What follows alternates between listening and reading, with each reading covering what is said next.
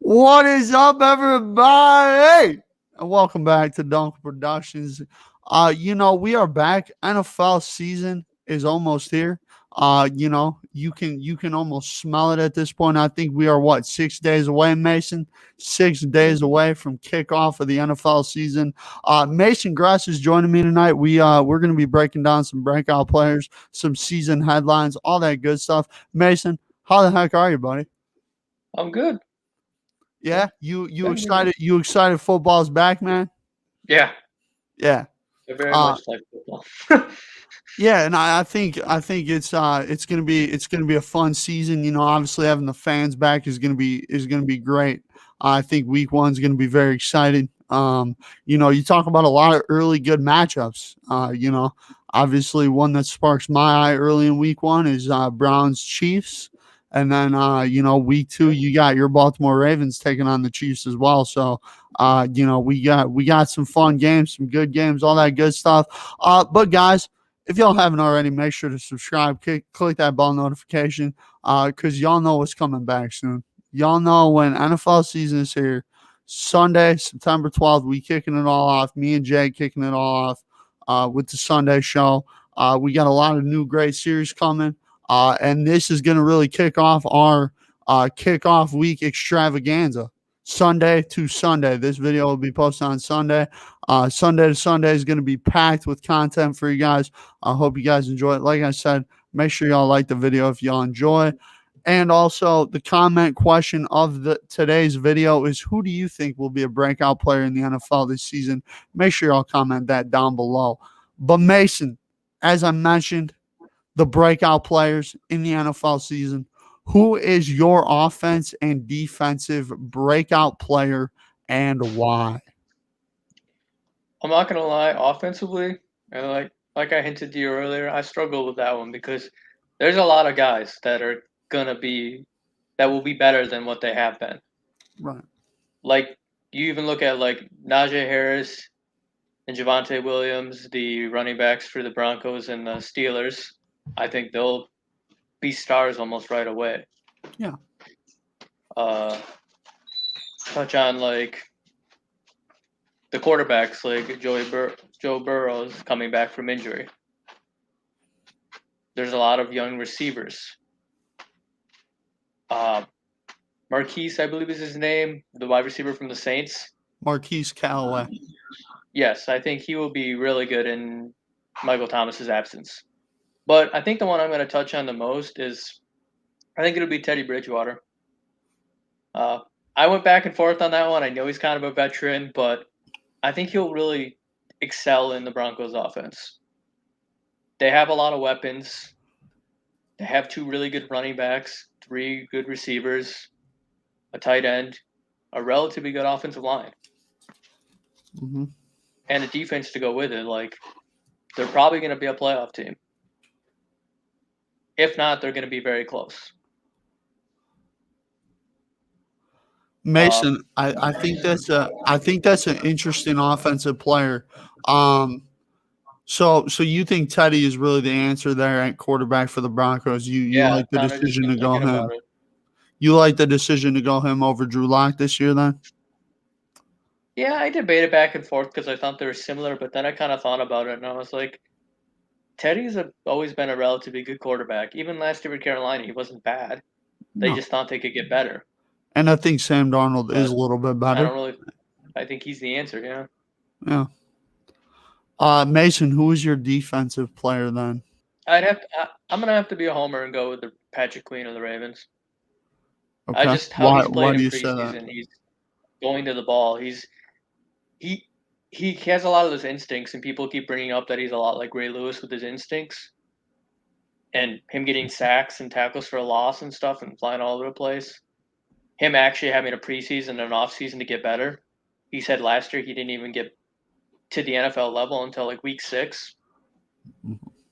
So for him to actually have an off season and have time, I think he's got a chance to be a very good defensive player. I agree, Mason. I think Patrick Queen's the guy that you think of like a Devin White that flies around, that makes plays, has great ball skills. I've seen a lot of Ray Lewis comparisons in Patrick Queen. I think he has a good chance to make a lot of plays in that Ravens defense, which is very talented. Has Marlon Humphrey, obviously Marcus Peters, Calais Campbell, Mhm. just to name a few of those guys. So I think Patrick Queen is definitely going to be a guy that's going to make an impact this year, and I think the full offseason program this year will make a big impact on Patrick Queen. I think like it will with other guys like Justin Jefferson, as well as a guy that comes to mind for me that this offseason will help. But Mason, for me, I'll start with defense because I love the defensive side of the football. And I'm gonna go with another Bronco. I'm gonna go Bradley Chubb. And there's a lot of reasons I think Bradley Chubb's gonna make an impact. One, I love his skills as a pass rusher. I mean, you see when the Broncos are playing, he jumps off the tape. Also, I think another Mhm. big thing is Von Miller is gonna be back. And I was watching a little bit of the Broncos preseason game.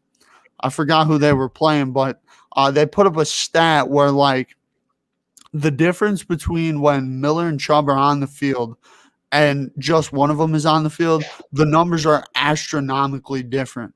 Like when those two guys are on the field, the Broncos are getting after the quarterback, they're getting pressure. I think you talk about a healthy Von Miller this year. I think Bradley Chubb's going to make a huge impact because, you know, you're probably going to have to either focus your attention on Von Miller or focus it on Bradley Chubb, and then you're leaving a guy one on one with a tackle, and Bradley Chubb and Von Miller, I feel like are obviously talented enough to do so. I think Bradley Chubb's going to have a big year. I'm not going to go as far to say defensive player of the year, but I think he could get himself into that conversation depending on how well the Broncos do this season. And then for me, offense, I mean, offense, unlike you, Mason, offense was pretty easy for me. There was one guy that kind of came to mind right away, and that was Jonathan Taylor, the running back for the Indianapolis Colts. I think when you talk about Jonathan Taylor as a runner, he's a guy that reminds me a lot of a prime Le'Veon Bell. Is patient, can find holes in the defense, makes big plays. And I think it obviously helps when you have Quentin Nelson, Ryan Kelly, and that very talented Colts offensive line in front of you running the football. And also, I think, Carson Wentz, having him in Indy is going to help all aspects of that offense, especially the running game, because now you actually have to focus, I think, a little bit more on the Colts passing game, unlike last year with Philip Rivers. Yeah, I definitely agree. My only concern, I guess, would be with the Colts is how Carson Wentz does, because that's going to dictate how the running game can actually work or not work. And I like Carson Wentz. So I think he has a break. He improves his season, or improves from the past, but I'd still be a little skeptical. Yeah, I just think that when you look at Carson as a player, I think getting him out of Philly is just really going to help him mentally and physically. Putting him back with Frank Wright too, I think is going to be huge for his confidence. He knows the offense well. I think that's going to help him too because, Mish, I mean, you see with guys like Tom Brady and Aaron Rodgers, who, Aaron Rodgers was, yeah, he stayed in Green Bay, but Matt LaFleur came in there. He had to kind of learn that offense. When did he kind of take that leap? It was year two, Yeah. won the MVP. Tom Brady, I think last year, before they got to the bye week, I think, they were kind of one of those teams that was up and down. You weren't sure how well they were going to do. And then they hit that bye week. And then, okay, Tom and Bruce kind of sat down, figured stuff out. Tom got a better understanding of what they wanted to do offensively, along with Bruce. And that's when they took off. So I think Carson, knowing the system already, is going to be huge for him to not have to kind of go through that learning curve like the Rodgers or the Bradys have had to do. Yeah, I definitely agree. That's a very important point to add. I mean, they know each other, so yeah, they should know the offense. Now, Mason, let's talk about another running back from the Ohio State University that sadly his season came to an end. Ended up getting hurt in the first quarter against the Washington football team. Ended up tearing his ACL. according to rap sheet Adam Schefter, and it's now been reported by the team that he has been placed on IR officially. Mason, how do you think this JK Dobbins injury impacts the Baltimore Ravens season? I know you guys still have Gus Edwards and a guy named Williams that you guys are pretty high on as well. How do you think this JK injury affects the Ravens this year? I personally, I think it just doesn't make their offense as explosive Okay. because you can't just replace a guy like him who, to me, I was considering the top 10, top 5 back at the end of the year. He would have been my breakout candidate all along for offense.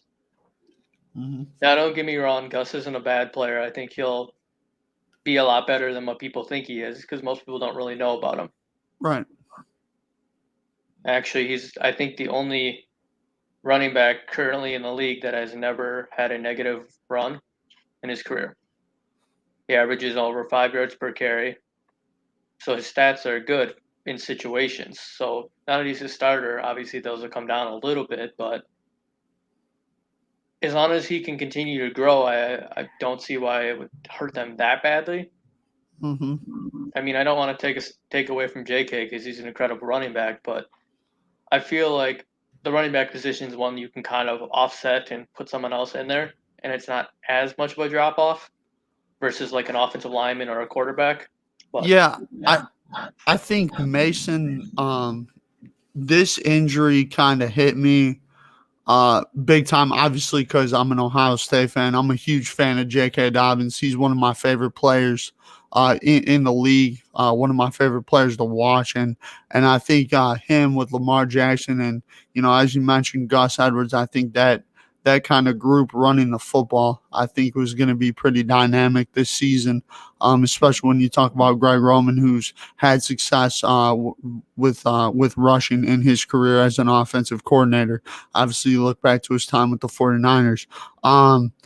Honestly, Mason, I think that this loss is kind of a big deal. I'm not saying that it's going to make Baltimore miss the playoffs. I think they're still 11 or 12 win playoff team.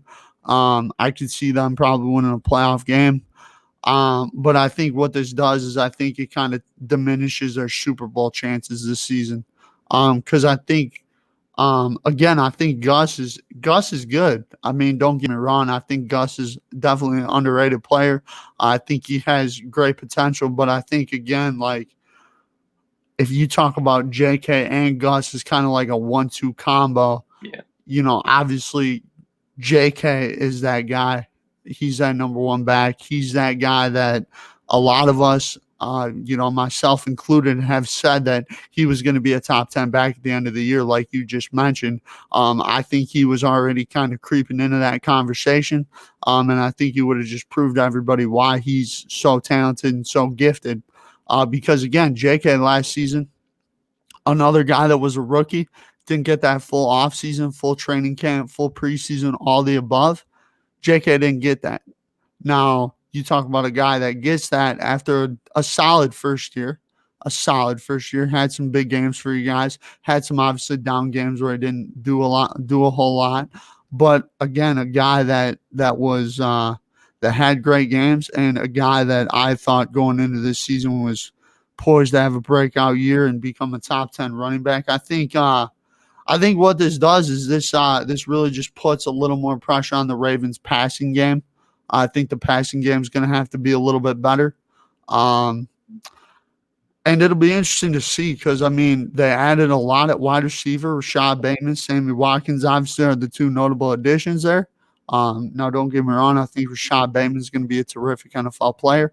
And I think Sammy Watkins is a proven veteran who has made big plays in the playoffs and in the regular season. So it'll be interesting to see. I think for me, I'm going to be interested to see how they handle it early in the year because you have a big test early with Kansas City. I'm really interested to see that game and how Baltimore handles that. I know that, it's only week 2, but I think that could be a good measuring stick for kind of where the Ravens are at. I think JK probably takes a win or two off their record in the regular season and probably takes a win away from them in the playoffs. And and I think it's obviously noteworthy. I think whenever you have a guy like J.K. Mason who adds that big time threat to your offense. I mean, you saw what he did at Ohio State in his last season. He was absolutely unbelievable, and I saw flashes of that in the NFL, and I thought that that was only going to get better. I think obviously there's a lot of pressure on Lamar too this year. Had a little bit of a down year last year. I think Lamar will have a good regular season. I don't think he'll have a bad season whatsoever. But I think that this will definitely hold the Ravens offense back a little bit. The only thing I'd like to add is I think the only reason I don't think it'll do a lot on offense, I'm not saying nothing against him because he's obviously a good running back, but Greg Roman said the other day, and I knew before JK was injured, he's a running back by committee kind of guy. I think they rolled what they have into week one, but I think maybe week two or three, they'll probably pick up a veteran at that point. And then I honestly think once things get going, I obviously I can't say it'll be better than what they have, but I think it'll be similar, maybe a tier lower, just because if you're running back by a committee, like you have to have more than one good back. So either way, it was going to be that way. I feel. I just think that, and I think they're a team that has adaptability. Like they know how to use the next man up mentality. Like some teams don't do that very well. Yeah, I think, like I said, Mason, I think early on in the season is going to be very telling to how the Yeah, Ravens are adapting without J.K. Dobbins. I'm not saying like I think that the Las Vegas game might be a little bit challenging because I think that crowd's obviously going to be loud. That stadium is going to be buzzing. yeah, The boys will be buzzing. And I obviously when you talk about the Raiders, you talk about some guys that can make some plays. So I think early in the year we'll learn a lot about them.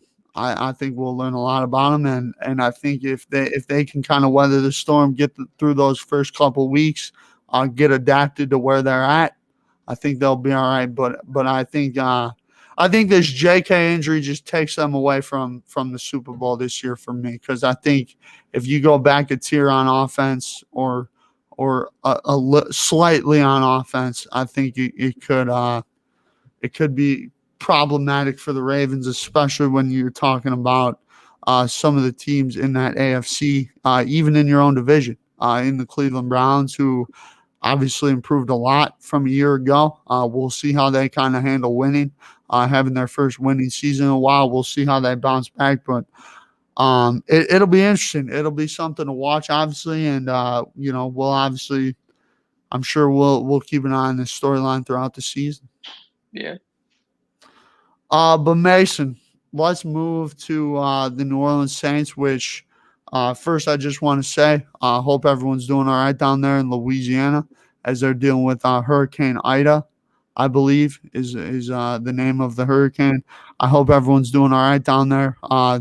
But from a football perspective, the New Orleans Saints are probably going to be out of New Orleans the first month of the regular season, per Ian Rappaport on at the Pat McAfee show on I believe it was Tuesday or Wednesday, said that the Saints will likely be away from New Orleans for probably at least the first month of the season. Could be more. We'll obviously keep an eye on this storyline.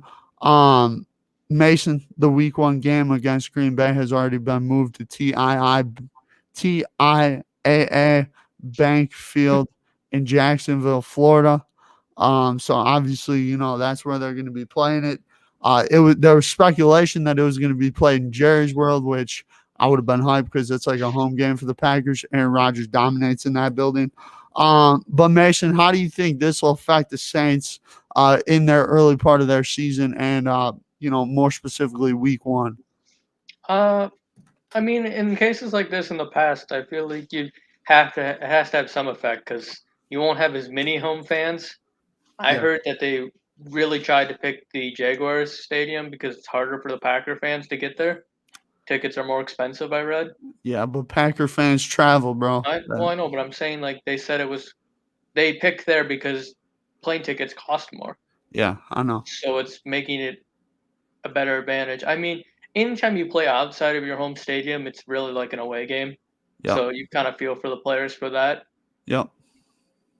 But I Sean Payton's dealt with stuff like this in the past, so I'm sure he'll try to help his players out and say, we just gotta get through the first couple of weeks and see how it goes. I mean, I'll add too that they only had first half of the season. I saw that they only have 4 home games, so I don't I don't think it'll be too like pressing on their season. Yeah. I'm sure they can adapt to be competitive in those if they have to play more than one away home game that's away. I'm sure they'll just take it week by week and see what the situation is. Yeah, I think Mason again, like you brought up, anytime there's a situation like this, it affects the team. I think that this could be a huge deal for the Saints. For a few reasons. One, like you mentioned, anytime you're playing outside of your home stadium, feels like an away game. That's one. Number two, you're going into kind of a new era of Saints football. Yeah, Famous Jameis taking over down there in the Bayou in Louisiana. Drew Brees obviously retired last season, so I think there's going to be an adjustment period there already. And I think this kind of adds a little bit more of an adjustment period for the Saints. Obviously, you talk about too Michael Thomas not being there the first 6 weeks. I think is going to be a little bit of an issue. Obviously, like we mentioned, Marquise Callaway. I think he's going to have a few good games in his absence. But again, you talk about how the Saints are really going to have to overcome a lot of adversity, make a lot of adjustments here, and I mean they're playing. The reigning number one seed in the NFC, the reigning NFL MVP, one of the best play callers in the league. I mean, they don't start easy with my boys, the Green Bay Packers. Not saying that not trying to be biased, but the Packers are probably a top 5 team in the league. I would say they're top 3 in the NFL.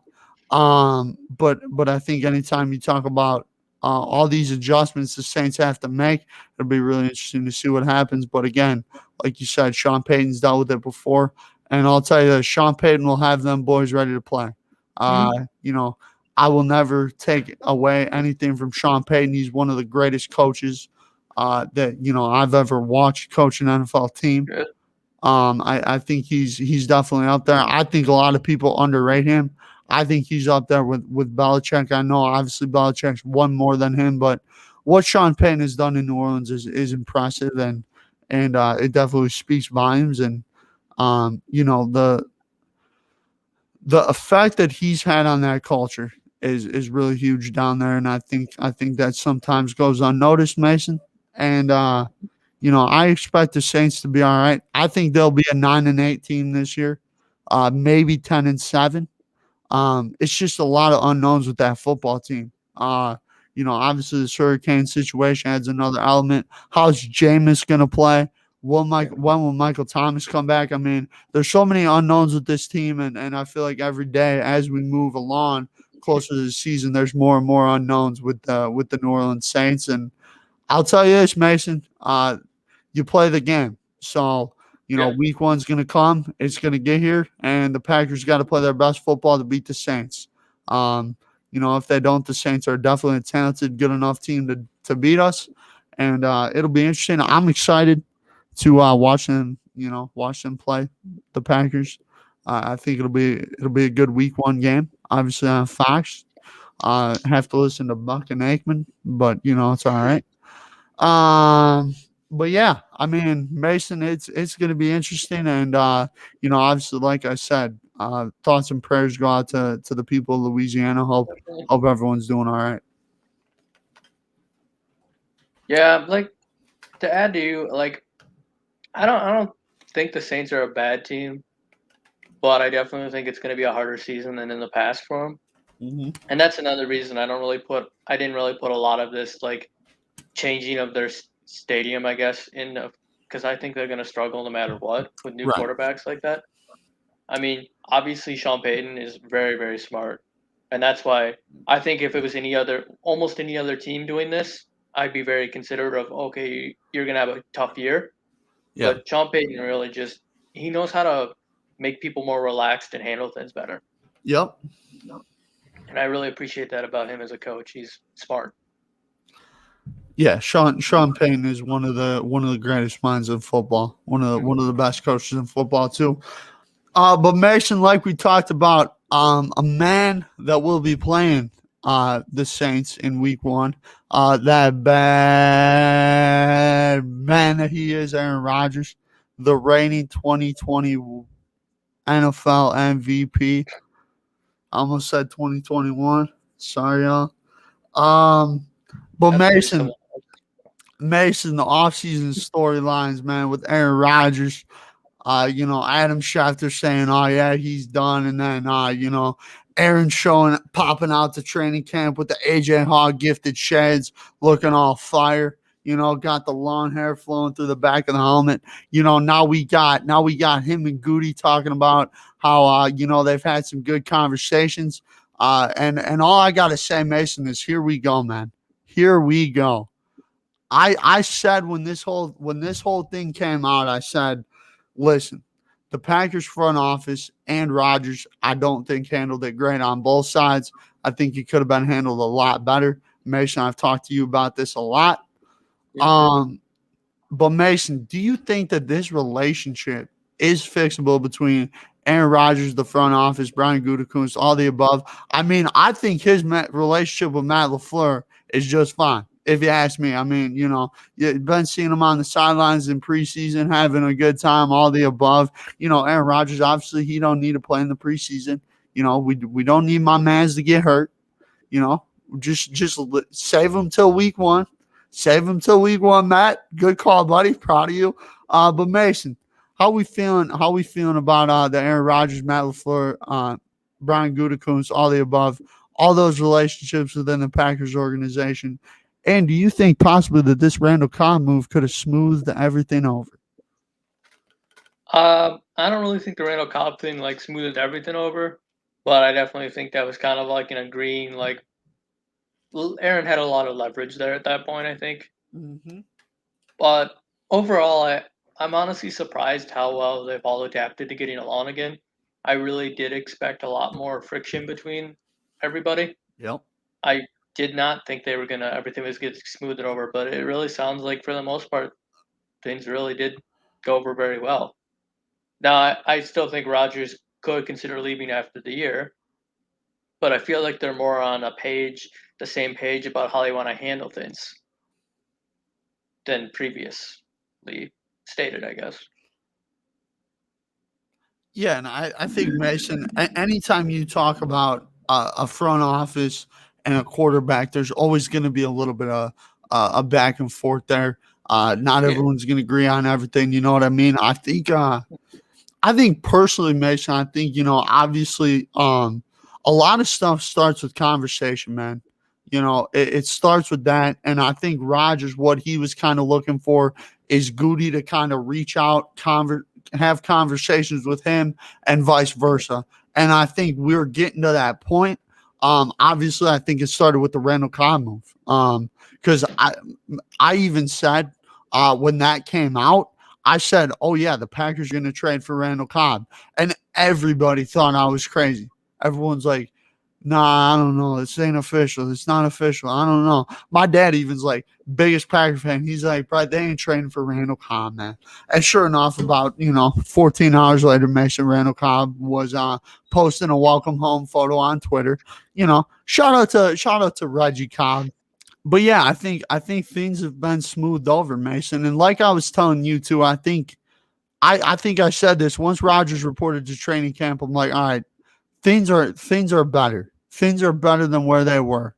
And I have been on the record, Mason, I've been on the record multiple times with you saying that the Packers are going to go 13-4 and make it back to the NFC Championship game, and we'll see what happens from there.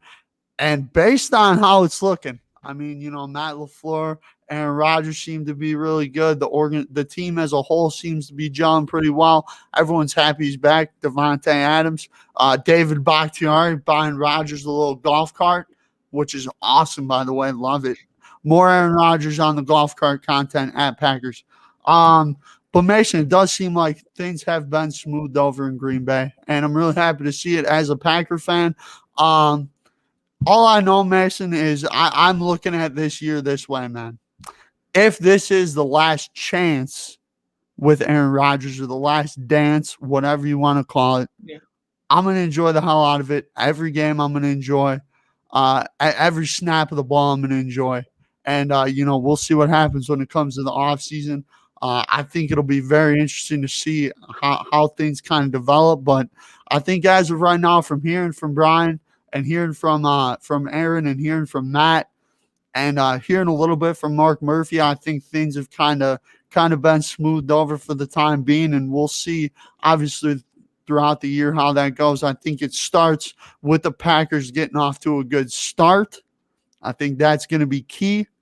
And I think they will. I feel pretty good about our first two games as of right now. But obviously, I'm not going to give my predictions yet. Not yet. No, I don't need to give my 18. What makes it 18 games, right? You're right. Feels weird. It feels so weird. Well, But 17 games, isn't it? 18 season? yeah, 18, 17 18 games, weeks. 18 weeks. There we go. Still very hard to get used to. It is. It is. I'm trying to even comprehend that, and it's just hard. But obviously, Mason, they had my boys playing each other as the 17th game for the Packers, so I'm hyped. State Farm Bowl, Super Bowl preview. Get sticky with it. But Mason, I feel really good about the Aaron Rodgers and the Packers relationship as of right now, and obviously, things can change. But right now, I would say you could probably see Rodgers in a Packer uniform for a little bit, considering what we saw to Jordan Love in the preseason, which I was not very impressed with. I will add one thing though Okay. that you didn't touch on yet. I Okay. think the Bakhtiari injury is a little more concerning. I do like that people are high on Elton Jenkins being left tackle, but I think Bakhtiari not playing almost half the season is kind of a big deal. I think it is, but again, I think last season, Mason, we were without Bakhtiari in the playoffs, and we did all right. So I think fans are optimistic, and again, Big E over there at left tackle, he'll hold it down. And we're gonna, we obviously have drafted a lot of offensive linemen too. My guy Josh Myers from the Ohio State drafted that man.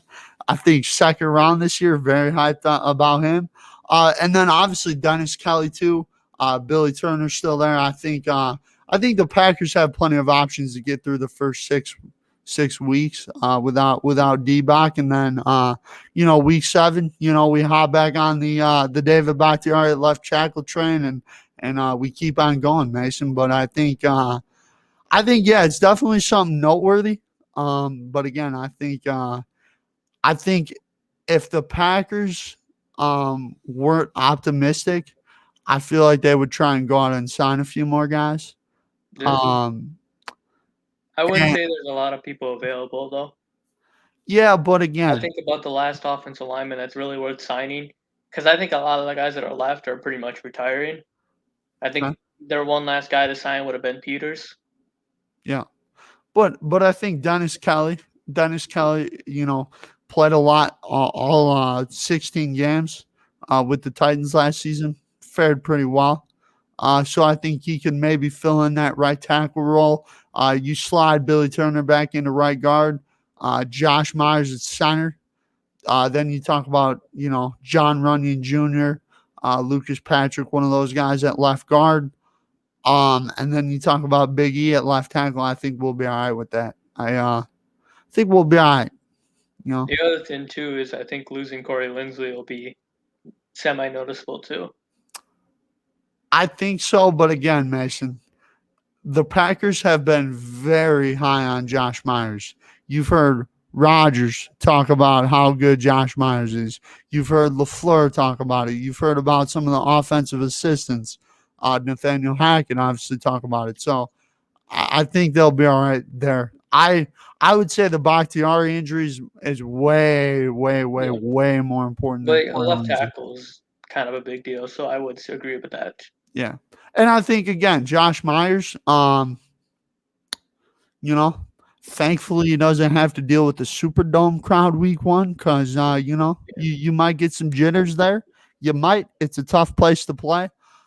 yeah, But Mason, this is has been a great about 36 minutes talking with you, chatting with you, talking about some NFL stuff. But guys, like I said before the episode, this is going to be a big week. Obviously, this video is going to be kicking it all off on Sunday. We're going to have a video Monday, video Wednesday, video Thursday, IG Live Thursday. We are going to be pumping out all kinds of content, so stay tuned. Make sure to click that notification bell. That is very important, so you guys get notified when videos get posted. Because, I mean, if you guys have the notification bell, you guys will get notified when this video gets posted. It's good stuff. It helps you guys make sure you're watching the productions of the Duenkel Productions. That made no sense, but I'm going to roll with it. Guys, like I said, keep making every moment matter. And thanks, guys. Have a great night. Mason, thank you so much for popping on, buddy.